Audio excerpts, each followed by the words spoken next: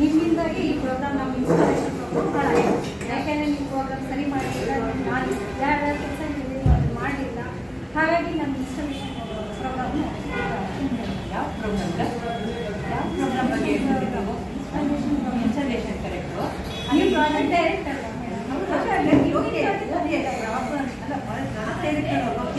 ಅದೇ ನೀವು ಸೆಕ್ರೆಟರಿ ಆದಮೇಲೆ ಇದ್ರ ಬಗ್ಗೆ ಯಾವ ಪ್ರೋಗ್ರಾಮು ನೀವು ಏನು ಮಾಡ್ತಾ ಇದ್ದೀರಿ, ಯಾವ ಬಗ್ಗೆ ಕೆಲಸ ಮಾಡೋಣ, ಯಾವ ವಿಚಾರದ ಬಗ್ಗೆ ಇದ್ರ ಬಗ್ಗೆ ಏನು ಮಾಡಬೇಕು, ಏನು ಪ್ರೋಗ್ರಾಮ್ ರೆಡಿ ಮಾಡ್ಕೊಳ್ಳೋಕ್ಕೆ ರೆಡಿ ಮಾಡ್ಕೊಳ್ಬೇಕು ಅನ್ನೋದ್ರ ಬಗ್ಗೆ ಒಂದು ತೂಜಾರಾದರೂ ನೀವು ಎಲ್ಲರಿಗೂ ಮಾಹಿತಿ ಕೊಟ್ರಾ ಹೇಳಿ ನೋಡೋಣ. ಮಾಹಿತಿ ಕೊಟ್ಟಿದ್ದೆ, అలాగే ಪ್ರಾಜೆಕ್ಟ್ ಡೈರೆಕ್ಟರ್ ನಾನು ಕೊಟ್ಟಿರೋದು ನೀವು ಸರಿ ಕೇಳಿಸ್ಕೊಂಡಿಲ್ಲ, ಸರಿ ಮಾಡಿಲ್ಲ, ಇಲ್ಲೇ ತಪ್ಪು ಅಂತಲ್ಲ ಒಂದು ಏನು ಸ್ಥಾನ ತಗೊಂಡಿರ್ತೀವಿ, ಇಂಥ ನಾವು ಪ್ರಾಜೆಕ್ಟ್ ಹೇಳಿ ಆಗ್ತಿರ್ಬೋದು, ಆದರೆ ಅದ್ರ ಬಗ್ಗೆ ನೀವು ಮಾತಾಡಿದ್ರೆ ನಾನು ಸೆಕ್ರೆಟರಿ ಮೇಡಮ್, ನಮ್ಮ ಸೆಕ್ರೆಟರಿ ಯಾವಾಗ ಇನ್ಸ್ಟಾಲೇಷನ್ ಎಲ್ಲರ ಬಗ್ಗೆನೂ ಜೊತೆಗೆ ಏನು ಮಾಡಬೇಕು ಮೇಡಮ್ ಅಂತ ನಾನು ತುಂಬ ಕೇಳಿದೆ.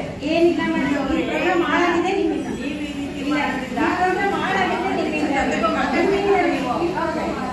ಓಕೆ. ಈಗ ಇದ್ರು ಈ ಕಾರ್ಯಕ್ರಮಕ್ಕೆ ಒಬ್ರು ಲೀಡರ್ ಇಲ್ದಲೆ ಅವ್ರು ಮಾಡಿರುವಂತ ಎಫರ್ಟ್ಗಳು, ಈಗ ಲೀಡರ್ ಇದ್ದಾಗ ಏನ್ ಡಿಫ್ರೆನ್ಸ್ ಆಗುತ್ತೆ, ಇವ್ರಿಬ್ರು ಅವ್ರಿಗೆ ರಿಪೋರ್ಟ್ ಮಾಡ್ತಾರೆ, ಅವ್ರು ಅದನ್ನ ಹೇಗೆ ಬ್ಯಾಲೆನ್ಸ್ ಮಾಡ್ತಾರೆ ನೋಡೋಣ. ಅಂದ್ರೆ ನಮ್ಮ ಮೇಡಮ್ ಅವರು ಈಗ ಅವರು ಟೀಮ್ ಪ್ರೆಸಿಡೆಂಟ್ ಅಂತಾನೆ ಹೇಳೋಣ. ಸೊ ಈಗ ಅವ್ರಿಬ್ರು ಬ್ಯಾಲೆನ್ಸ್ ಮಾಡ್ಬೇಕು, ಯಾಕಂದ್ರೆ ಪ್ರೆಸಿಡೆಂಟ್ಗೆ ಎಲ್ಲರೂ ಬೇಕು, ಯಾರನ್ನೂ ಬಿಟ್ಕೊಡಂಗಿಲ್ಲ, ಯಾರನ್ನೂ ಹೋಗಂಗಿಲ್ಲ, ಯಾರನ್ನೂ ತೆಗೆಯೋಣ. ಮೇಡಮ್ ಒಂದು ವಿಚಾರ ಮೇಡಮ್ ನಿಮಗೆ ಇಷ್ಟು ವರ್ಷ ನನಗೆ ಬಗ್ಗೆ ಗೊತ್ತಿದೆ, ಅದು ಪ್ರಾಜೆಕ್ಟ್ ಬಗ್ಗೆ ನಾವು ಎಷ್ಟು ಒಳ್ಳೆ ರೀತಿ ಕೆಲಸ ಮಾಡ್ತೀವಿ, ಆದ್ರೆ ಸೆಕ್ರೆಟರಿ ಮೇಲೆ ಒಳ್ಳೆ ರೀತಿಯಲ್ಲಿ ಯಾಕೆ ಒಬ್ಬರಿಗೆ ಹೇಳೋದು ಸರಿಯಾಗಿ ಹೇಳಲ್ಲ, ಈ ರೀತಿ ಆದ್ಮೇಲೆ ನಾವು ಯಾಕೆ ಒಬ್ಬರು ಇದನ್ನ ಮಾಡಕ್ ಸರಿಲ್ಲ. ನಾನು ಸೆಕ್ರೆಟರಿ ಅಲ್ವಾ, ನಾನು ಸೆಕ್ರೆಟರಿ ಪ್ರೋಗ್ರಾಮ್ ಫಿಕ್ಸ್ ಮಾಡ್ಕೊಂಡಾಗ ನಾನು ಈ ಥರನೇ ಮಾಡಬೇಕು ಅಂತ ಎಲ್ಲರಿಗೂ ಹೇಳಿದ್ವಿ. ಖಂಡಿತ ಇಲ್ಲ, project director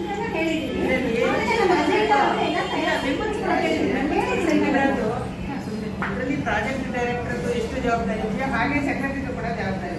project director stage ಕಾರ್ಯಕ್ರಮ ಹೇಗಿರ್ಬೇಕು ಅಷ್ಟು ಚಾಕ್ಔಟ್ ಮಾಡಬೇಕು. ಸೆಕ್ರೆಟರಿ ಎಲ್ಲದೂ ಪ್ರಾಜೆಕ್ಟ್ ಡೈರೆಕ್ಟರ್ ಮಾಡ್ತಾರೆ ಅಂತ ಸುಮ್ಮನೆ ಇರಬಾರ್ದು.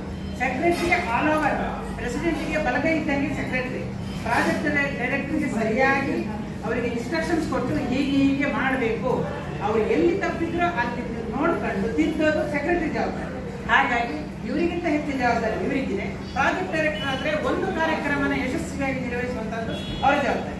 ಸೆಕ್ರೆಟರಿ ಈ ವರ್ಷ ಕಾರ್ಯಕ್ರಮವನ್ನು ಸರಿಯಾಗಿ ನಿರ್ವಹಿಸುವ ಸೆಕ್ರೆಟರಿ ಜವಾಬ್ದಾರಿ.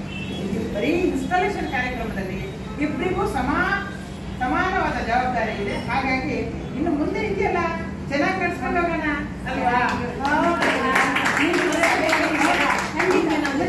ಎಲ್ಲ ಚೆನ್ನಾಗಿ ಮುಗಿದ್ದೀರಿ.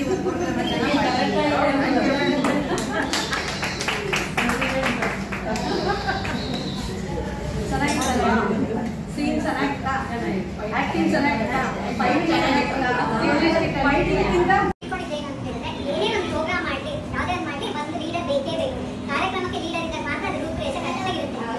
ಅದಷ್ಟೇ ಅಲ್ಲ, ಲೀಡರ್ ಜೊತೆಗೆ ಟೀಮ್ ಮೆಂಬರ್ಸ್ ಕೂಡ ಬೇಕು. ಅವಾಗ ಅಂಡರ್ಸ್ಟ್ಯಾಂಡಿಂಗ್ ದ ಪ್ಲಾನ್, ನಮಗೆ ಈ ಪ್ಲಾನ್ ಫೇಲ್ಯೂರ್ ಆಗಿ ಯಾಕೆ ಅಂತ ಹೇಳಿದ್ರೆ ಅವರಿಗೆ ಪ್ಲಾನ್ ಒಬ್ಬರಿಗೆ ಗೊತ್ತಿರಲಿಲ್ಲ.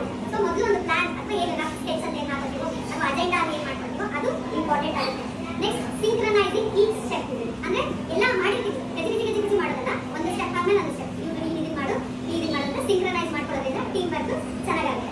Collaboration others. ಇವತ್ತು ನನಗೆ ನನ್ನ ಸೆಕ್ರೆಟರಿ ಕೆಲಸ ಹೋಗಿದೆ ಮಾಡಬೇಕು ಅಂತ ಹೇಳಿ, ಬಟ್ ನಾನು ಮಾಡೋಕ್ಕಾಗಲಿಲ್ಲ, ನಾನು ಮೇಡಮಿಗೆ ರಿಕ್ವೆಸ್ಟ್ ಮಾಡ್ಕೊಟ್ಟು ನನ್ನ ಬದಲು ನೀವು ಮಾಡ್ಕೊಳ್ಳಿ ಮೇಡಮ್, ನಿಮ್ಮ ಕೆಲಸ ಬೇಕು ನಾನು ಯಾರಿಗೆ ಯಾವ ಕೆಲಸ ಈಸಿ ಇರುತ್ತೋ ಅಥವಾ ಯಾರು ಯಾವ ಕೆಲಸದಲ್ಲಿ ಸ್ಟ್ರಾಂಗ್ ಇರ್ತಾರೋ ಆ ಕೆಲಸನ ನೀವು ಮಾಡ್ಕೊಡ್ತೀವಿ. Time important. ನಾನು ವಾಟರ್ ಬಾಟಲ್ ಸ್ಟೇಜ್ ತರ ಹೇಳಿದೆ, ಪ್ರೋಗ್ರಾಮ್ ಆದ್ಮೇಲೆ ಉಪಯೋಗ ಇದೆಯಾ?